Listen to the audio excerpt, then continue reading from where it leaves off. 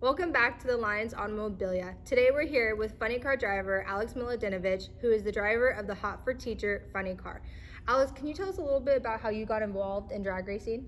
Well, my dad was an auto shop teacher at the high school and the vice principal circle boat, K boats. And I fell in love with the cool boats at the Long Beach Marine Stadium and going to the boat races.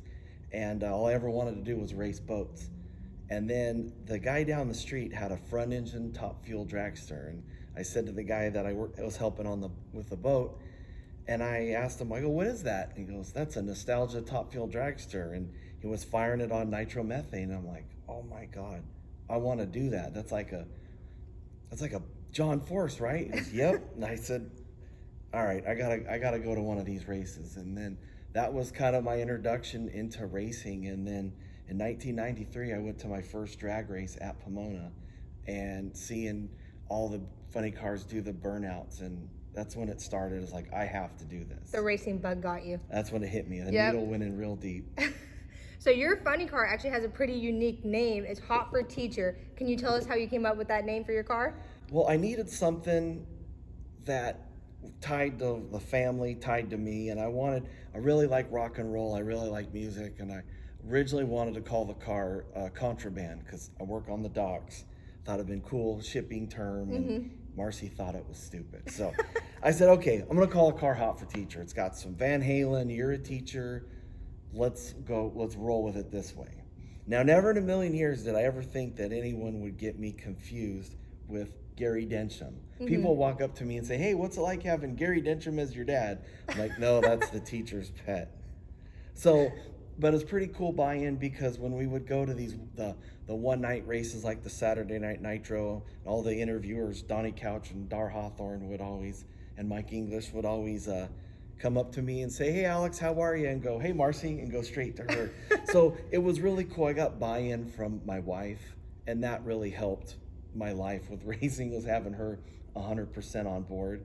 And it was a pretty cool theme to race on. And so it's like, okay, let's use that as our platform for, kind of helping education, helping kids. Both my parents were teachers, so it was kind of a cool blend and culmination. If you guys follow Alex on his social media, on Fridays his team does this thing where they wear all red. Can you tell us a little bit about the background of why you guys do it and what it means? So Red Shirt Friday is a movement that people started and stands for Respect Everyone Deployed.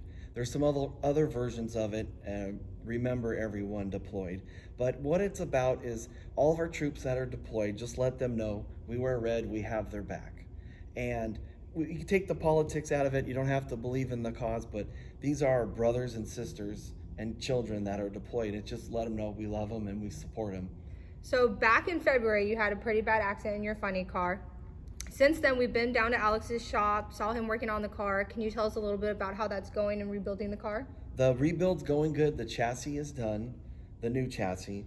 We tried to front half the old one, and it was just beyond repair.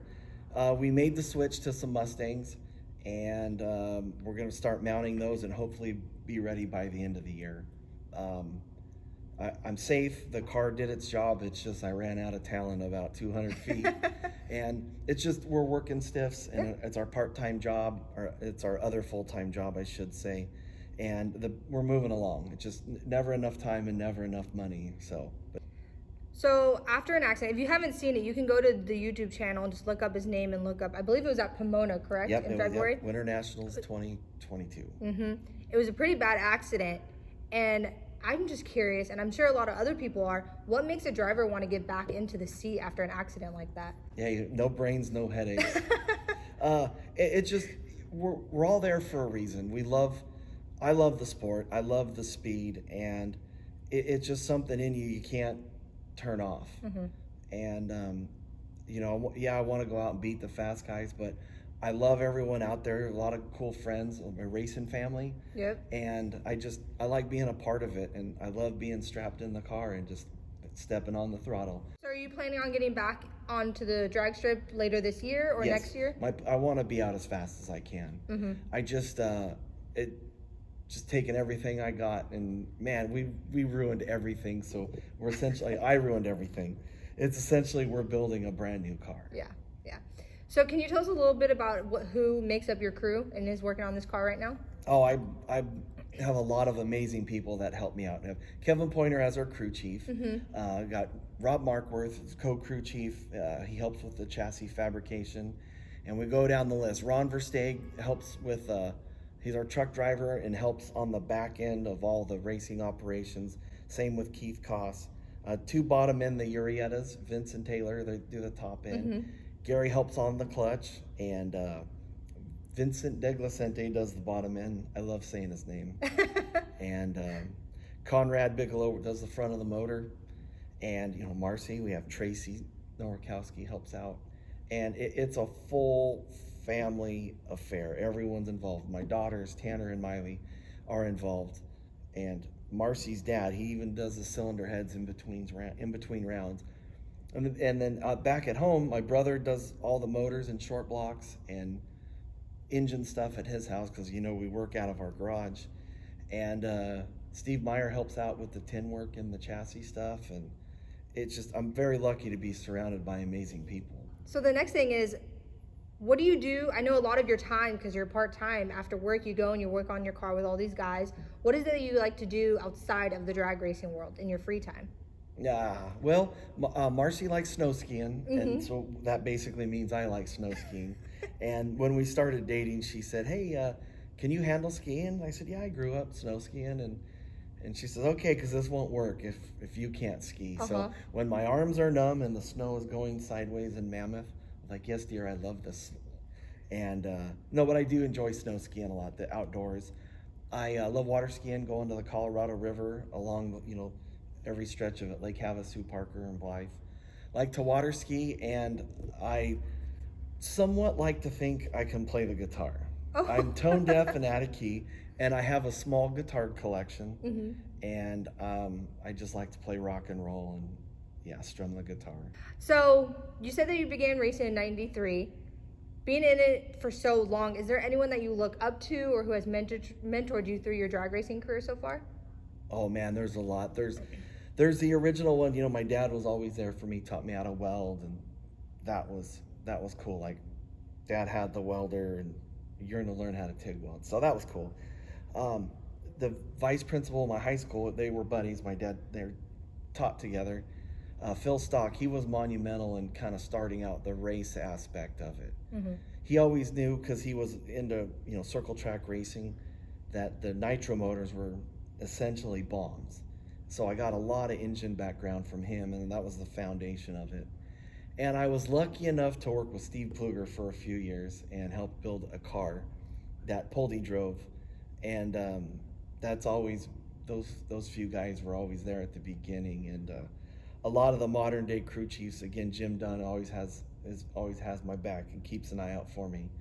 And as I get to meet more people, I always say this, I know it probably is old by now, but I'm a huge racing fan. Yeah. And the one time we had Nikki Bonafonte and Del Worsham in our trailer, like just going over some things, going over data with Kevin, and we were just catching up. That was cool to me. And then Jeff Aren walks in, and they Aaron Boyd me for beers. Alex, go get us a round of beers. And that was cool for me. And I really love those guys, and everyone's been awesome. So speaking of Jim Dunn, you guys were both here attending our Funny Car Fever event last weekend. Did you get some time to talk to him and run by stories and everything? I love Jim Dunn. We were talking, and he talked about it when he was on the dais about staging and being respectful on the starting line. And he brought up Kenji Okazaki. He was one of the quickest levers at that point in time. And Kenji, being from Japan, he would always stage second, and he was telling in a Jim Dunn fashion how that would aggravate him. He goes, you go in there and stage, it's 4 seconds. And Kenji, in the Japanese culture, he was being honorable and thought it would be disrespectful because he was a younger driver to go first. Having his take on it, that was pretty cool. But anytime you get a minute to talk with Jim, it's awesome. Yeah, we had a lot of other legendary drivers here as well. We had Roland Leon, we had Ron Capps, Don Long, a bunch of other funny car drivers as well. which we want to have another event and have you guys all back, because at least for me, being at the museum, hearing the stories from these guys, it's just unreal because they really evolutionized everything and started it all. It was really cool. Just one, the stories alone are amazing, and the people that were here.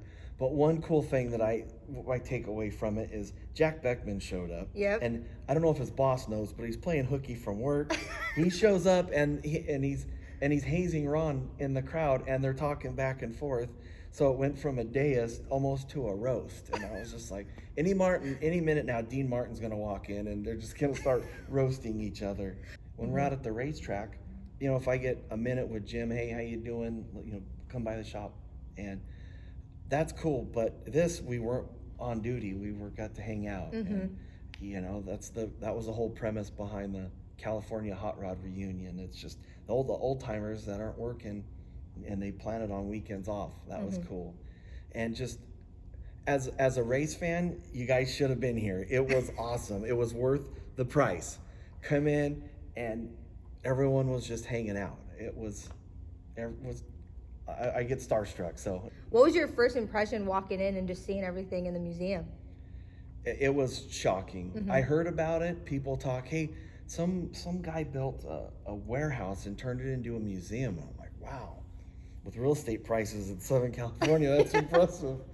But just, I heard it was amazing, but to see it, it was, words couldn't even explain it.